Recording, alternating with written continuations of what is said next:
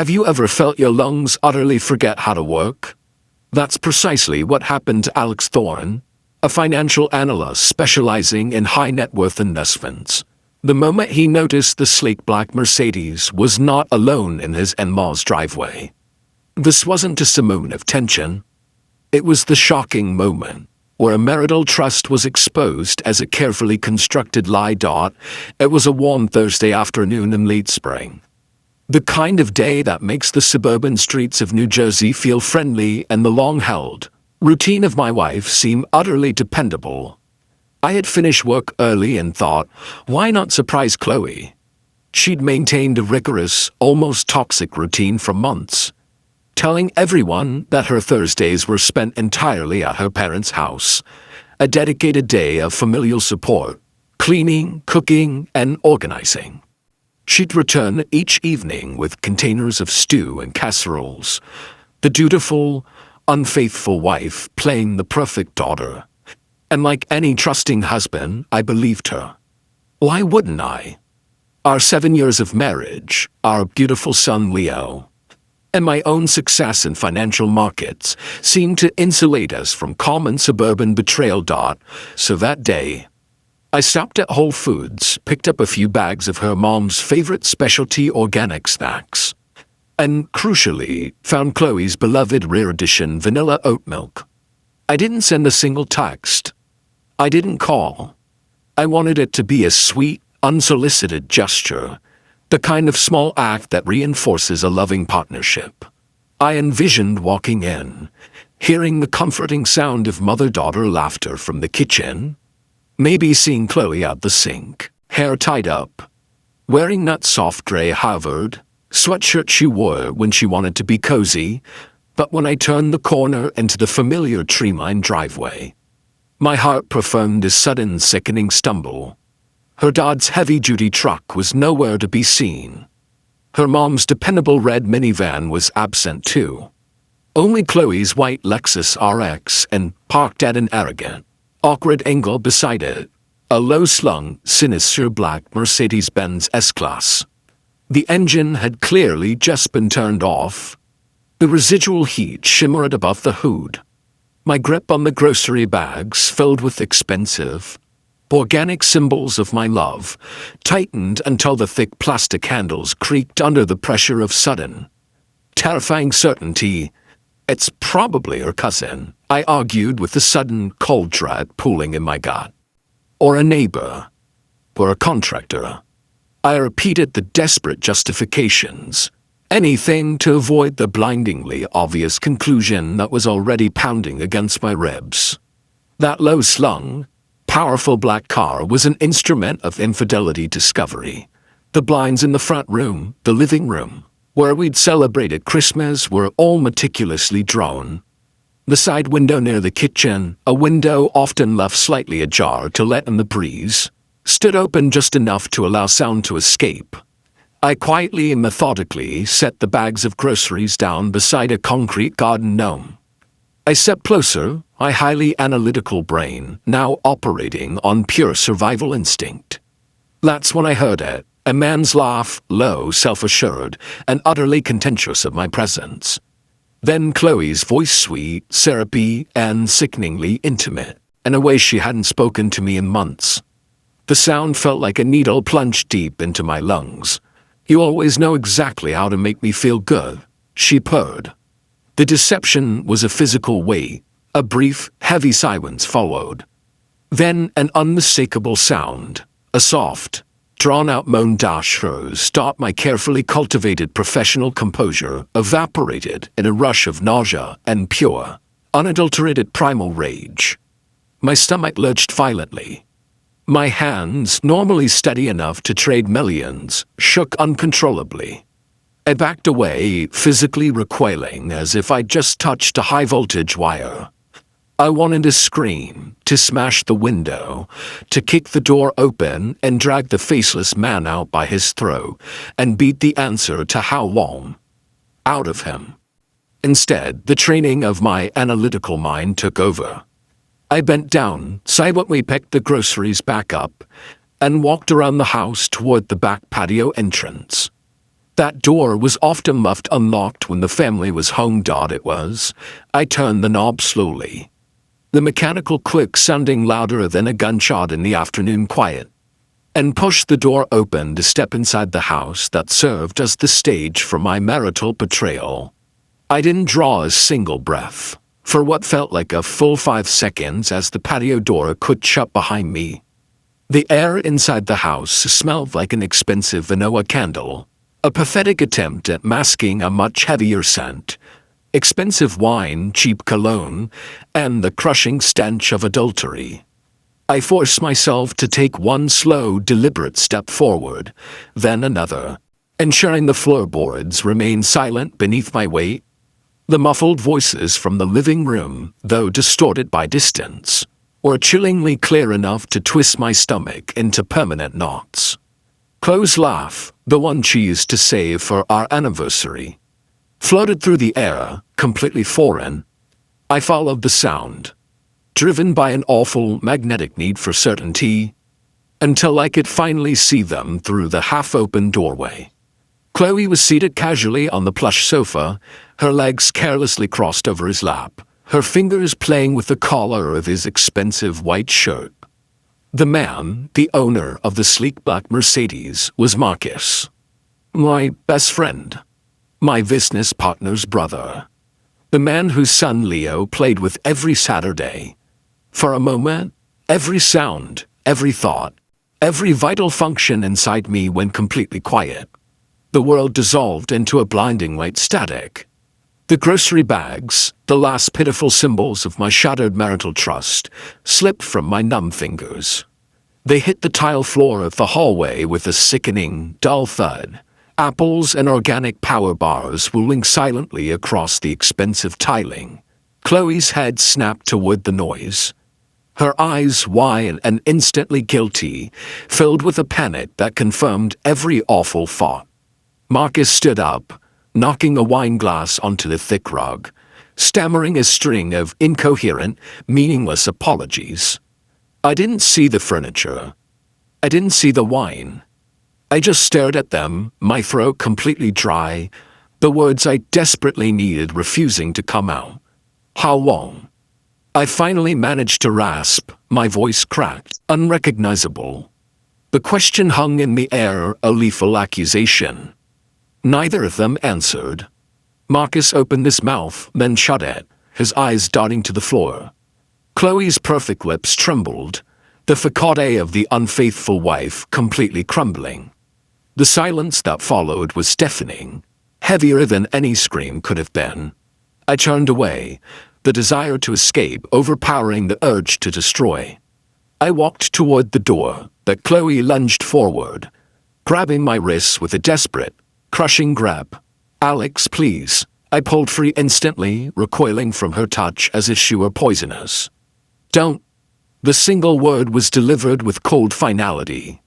"Don't ever touch me again." I walked outside, leaving the sound of her gasping sobs to quickly fade behind me. My hands shook so violently that I dropped my car keys twice onto the hot asphalt before finally jamming them into the ignition. I didn't drive home.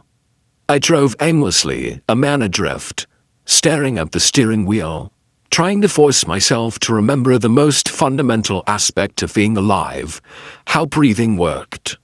The emotional devastation was absolute, yet the world outside remained indifferent. The sky was still blue. Birds still sang.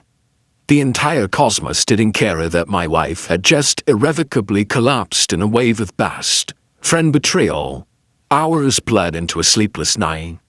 The house, when I finally returned, felt like a stranger's home, the air poisoned. Every room, every picture, every item echoed with memories that were now contaminated. Her perfect coffee mug on the counter.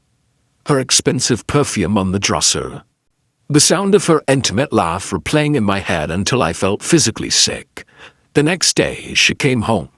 She stood in the doorway, clutching her phone like a pathetic shield against the storm. "It wasn't supposed to happen, Alex," she whispered, the familiar toxic apology. "It was a mistake. We can fix this." I wanted to scream, to rage, but the energy had been drained, leaving only a clinical coldness. I just looked at her, my eyes devoid of emotion. No, a mistake is forgetting an anniversary. This was a choice. A premeditated, calculated adultery. She started crying again, the kind of ugly sobs that shake the whole body, but I felt nothing. I couldn't move to comfort her. The foundation of trust that once built our world had shattered into a million pieces, and no amount of tears could rebuild it. I grabbed my prepared gym bag, walked past her, and muffed the house without a single look back. I drove straight to my sister's, realizing in the quiet solitude of her spare room that the betrayal wasn't what truly broke me. It was the profound, terrifying realization of how love could vanish so completely. Like it had never been real at all. A morning after I left, I awoke to a digital flood of desperation. Chloe had called 15 times. Text after text, please talk to me. You don't understand. It meant nothing. We can fix this. I stared at the screen, letting the words blur. Fix what? The truth? The haunting images I couldn't unsee. The sound of her laughing with Marcus. I was done with toxic relationship cycles. I didn't answer. Instead, I got dressed in the clothes my sister had pressed for me. I drove not aimlessly, but with the specific, chilling focus of a financial analyst executing a hostile takeover. I ended up parked directly outside Marcus's house. The irony was a burning acid in my throat. He lived just 3 blocks from my former home, close enough that I could see his front porch from my driveway. I sat there for a long time, watching his windows, imagining him inside, sipping coffee like he hadn't deliberately destroyed a family for a cheap thrill. When he finally emerged, wearing that same infuriatingly easy smile he always had at our backyard barbecues, something cold and final snapped inside me. I stepped out of the car, my brain finally giving permission to the inevitable infidelity revenge. He froze when he saw me. Alex, he said carefully, his hands instinctively half-raised as if speaking to a dangerous, wounded animal. My voice came out low, steady, and entirely devoid of emotion. I spoke with the clinical precision I used to report quarterly earnings. You were in my house. You were in the house Leo calls his home. His jaw tightened. He knew the polite veneer was gone. Look, man, don't call me that. I took a step closer, my presence an immovable object. You sat at my dining table. You even bought Leo that cheap soccer ball for his birthday. He opened his mouth to stammer an excuse, but I cut him off, delivering the first strategic strike. You think I don't know? I saw the video. The color drained from his face entirely. He knew the lie was impossible, but the fear of its implication was enough. He didn't deny the cheating scandal.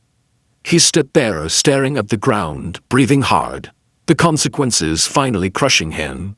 Do you have any idea what you've done, Marcus? I asked the question rhetorical. You destroyed a family unit. He rubbed his neck, a gesture of pathetic helplessness. I'm sorry, Alex, I swear I didn't mean for it to save it for court. I turned and walked away, delivering the final crucial blow. Tell your wife, Emily, before I do. She deserves to know exactly who she married. I didn't wait for his response. I drove home, each mile heavier than the last.